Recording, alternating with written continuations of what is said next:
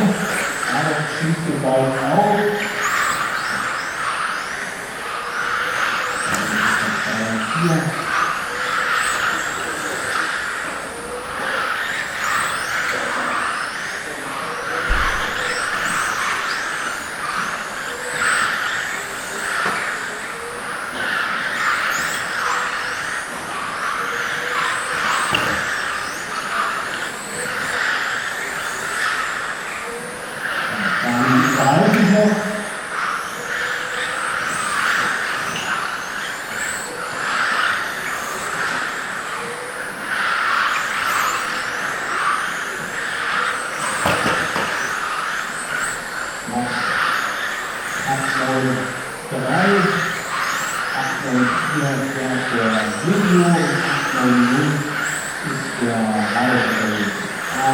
Ist mit einer 2, Partei 2 und dann so ist die Reihe in die 3.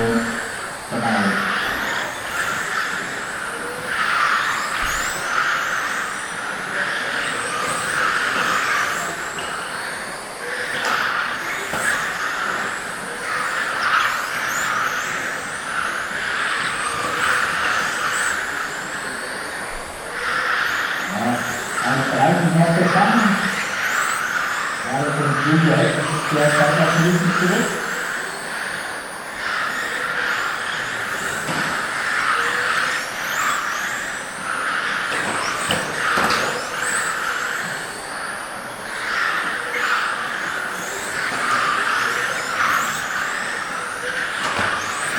Letzte Minute.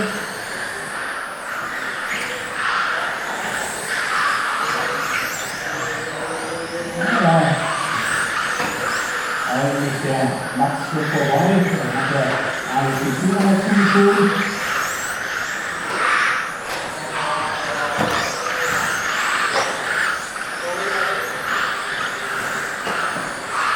Hat er noch 30 Sekunden.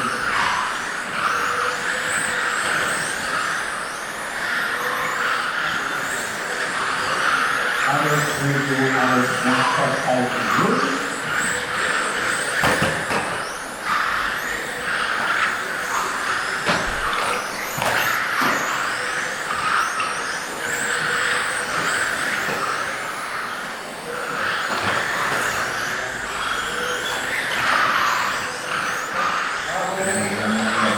Sekunden Restfahrzeit, das heißt einmal über die Schleife, dann ist der Lauf beendet.